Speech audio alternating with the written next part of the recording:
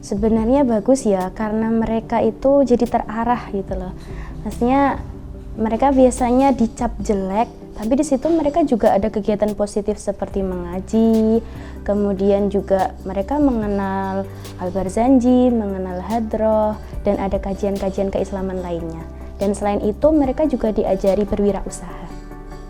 Ya kaget sih, soalnya kan biasanya waria itu saya tahunya itu yang biasa apa sih kayak ngamen di jalan gitu. Tapi kalau di pesantren ya kayak wah juga sih, kayak beda aja dari yang lain gitu.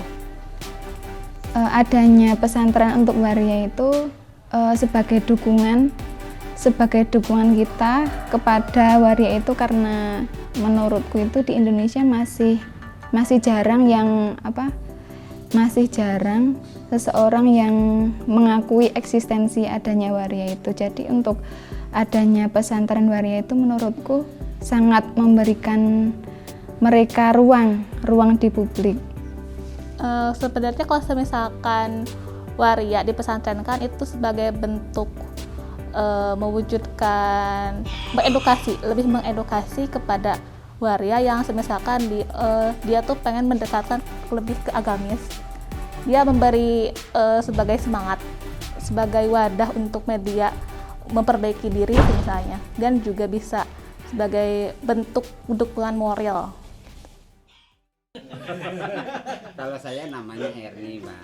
Kalau nama Erni Menyan. Kalau nama laki-laki saya Mukhtar. Yang milih nama sendiri. Yang milih nama sendiri. Enggak, dari orang tua. Dari ibu saya orang. Yang Eri tadi dari Sopo. Aku Erni di Solo, Mbak. Kalau sejarahnya itu dimulai tahun 2006 ketika gempa itu di Jogja itu, kami kelompok waria ini mengadakan doa bersama dan kami mengundang Pak Kiai Hamroli pada waktu itu. Nah, pada momen itulah Pak Kiai Hamroli ini beliau kan dosen Jana Badra yang punya jamaah mujahadah, ada lebih dari 3.000 orang ini. Beliau tertarik dengan semangat kawan-kawan waria berkegiatan rohani, lalu kemudian mengajak kami untuk ikut pengajian beliau itu. Nah, sebulan sekali pada waktu itu kami ikut pengajian mujahadah itu. Nah, di sela-sela pengajian inilah ide dari Pak Hamroli untuk mendirikan pondok pesantren khusus waria. Pada waktu itu memang bahkan sampai sekarang itu kondisi kawan-kawan waria bukan hanya di Jogja tapi di seluruh Indonesia itu cenderung pada memilih sholat sendiri-sendiri di rumah, karena kawan-kawan waria itu ketika sholat di masjid di situ akan terjadi ketidaknyamanan, baik itu yang tidak nyaman kami ataupun jamaah yang lain. Nah, majelis pondok pesantren inilah kemudian kami tujukan untuk menyediakan ruang nyaman untuk waria belajar agama Islam, waria beribadah bersama. Jadi disinilah kami punya kesempatan untuk sholat berjamaah itu. Aktivitas sebelum Ramadan itu ya kami belajar agama itu hanya hari Minggu. Jadi kami mulai jam 4 itu ada kelas Iqra, kelas tajwid, ada kelas bacaan sholat, ada kelas hafalan surat pendek. Nah, kelas yang paling dasar itu adalah kelas hafalan bacaan sholat. Jadi kelas bacaan sholat itu kelas yang paling dasar, kemudian Iqra. Lalu yang buat kawan-kawan waria yang sudah bisa membaca Al-Quran akan masuk di kelas tajwid. Aktivitas bulan Ramadan ini kami kemudian menjadi hari Minggu dan hari Rabu. Jadi kami tadarus sama pengajian khusus untuk bulan Ramadan. Dah bulan Ramadan ini kami menghubungi beberapa kiai di sekitar Jogja, ada Kiai Mujamil. Ini nanti Kiai Jadul Maula dari Pondok Pesantren Kaliopa, kemudian Pak Kiai dari Melangi, kemudian Fatayat NU, itu yang akan nanti mengisi kegiatan-kegiatan selama bulan Ramadan. Ya, mungkin banyak ya, satu kita pasti akan, karena kita sendiri adalah beragama Islam, pastinya kita akan lebih tahu tentang Islam dan lebih dekat sama Tuhan. Sebelum tahun 2008 mungkin kita tidak pernah beribadah, mungkin beribadah itu waktu kita masih di rumah, selagi kita masih anak-anak ya. Tapi setelah kita pergi dari rumah, mungkin saya pergi dari rumah itu dari tahun 80 sampai 2008 itu saya tidak pernah beribadah dan lupa sama sekali dengan bacaan ayat-ayatnya. Dan setelah saya menemukan pondok ini, mungkin di situ saya akan belajar kembali dan alhamdulillah sampai sekarang saya rutin dengan sholat 5 waktunya, dengan pengajiannya, dengan lebih dekat sama Tuhan. Suruh memilih mau pakai rok apa mau tetap sekolah. Mereka baik. Kadang orang-orang yang belum kenal mereka, belum dekat dengan mereka, kadang orang-orang menganggap mereka itu semacam kayak tidak diterima di masyarakat. Tapi sejak saya mengenal mereka, mereka sama seperti kita. Mereka juga manusia, mereka juga berbuat baik, dan mereka kalau saya kesini mereka benar-benar baik dengan saya. Nggak ada perlakuan yang buruk untuk nggak ada perlakuan yang buruk dengan saya. Keadaan di sini dengan masyarakat baik-baik saja, tapi beberapa tahun yang lalu pernah ada kejadian sekitar tahun 2016 ada sekelompok Islam radikal yang mencoba menghancurkan, menutup tempat ini, dan beberapa bulan setelahnya untuk sementara harus ditutup dan bisa buka lagi sampai sekarang.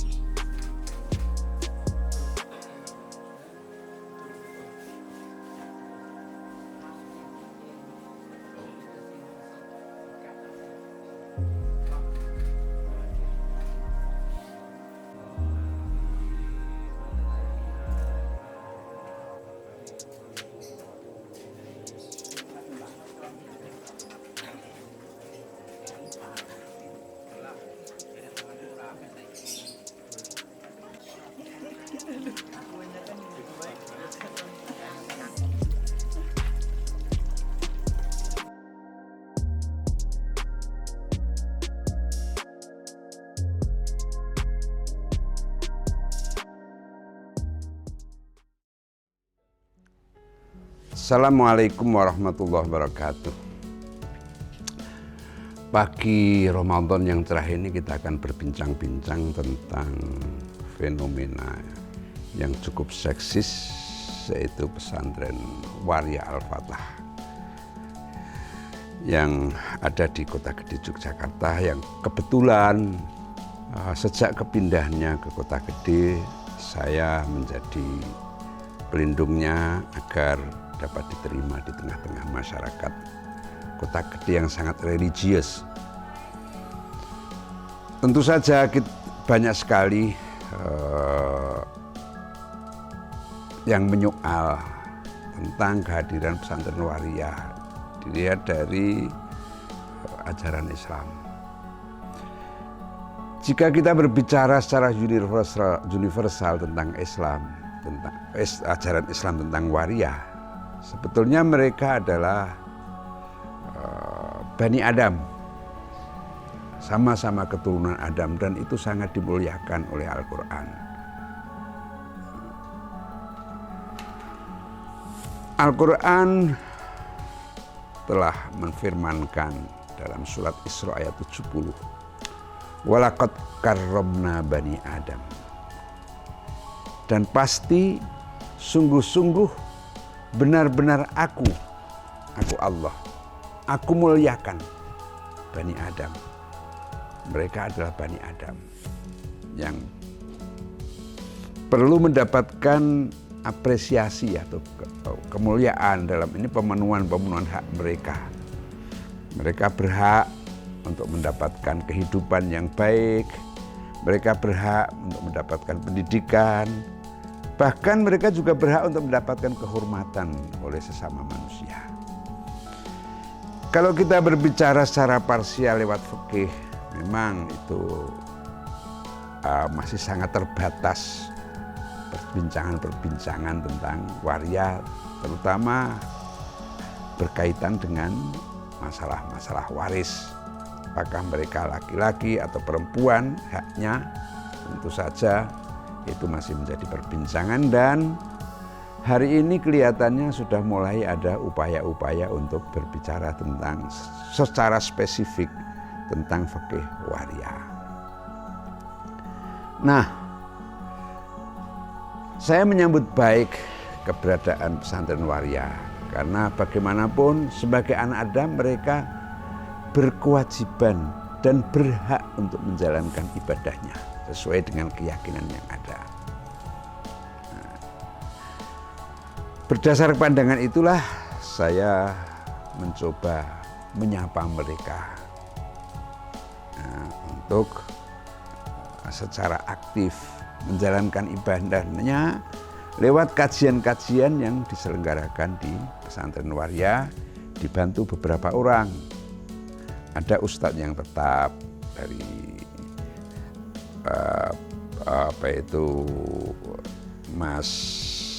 dari Madura itu.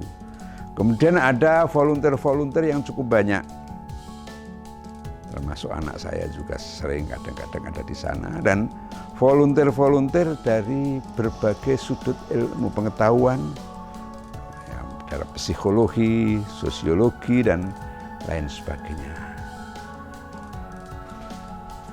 Sebenarnya saya berharap lebih jauh uluran tangan dari Dinas Sosial Daerah Istimewa Yogyakarta. Mestinya daripada kendaraan-kendaraan razia itu digunakan untuk merazia waria-waria yang di pinggir jalan, lebih baik digunakan untuk menjemput mereka agar datang ikut kajian-kajian di pesantren waria. Kalau perlu karena ada anggarannya sekaligus disediakan anggarannya, sehingga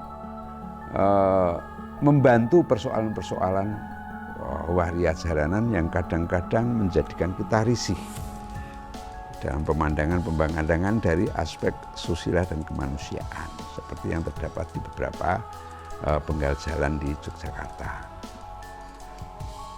Saya yakin mereka-mereka yang telah merasakan sentuhan-sentuhan kajian keagamaan di pesantren waria Al-Fatah memiliki perspektif yang lebih normatif dalam keseharian dan memiliki bekal-bekal spiritual sehingga mereka lebih bisa diterima di masyarakat dan juga mereka akan mendapatkan tempat terbaik di sisi Allah. Nah, terakhir kami berpesan kepada segenap pesantren, warga keluarga besar pesantren waria. Marilah kita dalami agama. Keberadaan pesantren waria tentunya bukan sekedar mencari popularitas atau kontroversi-kontroversi yang kadang-kadang muncul dari eksistensi para waria ketika akan menekuni agama. Tapi yang lebih penting adalah keberadaan pesantren waria untuk memberikan pelajaran-pelajaran agama agar mereka memiliki kemantapan jiwa dalam menjalankan agamanya. Allah tidak melihat seseorang dari cara berpakaiannya ketika beribadah, kemudian jenisnya, juga tidak melihat wajahnya, tapi Allah akan melihat ketulusan hati para pesantren waria itu ketika beribadah. Dan mereka akan mendapatkan balasan yang tepat dan balasan yang setimpal dengan ketekunan, kekhusyuan, dan ketulusan mereka untuk mengabdi kepada Allah sebagai hamba Allah sesama dengan kita ini. Terima kasih. Assalamualaikum warahmatullahi wabarakatuh.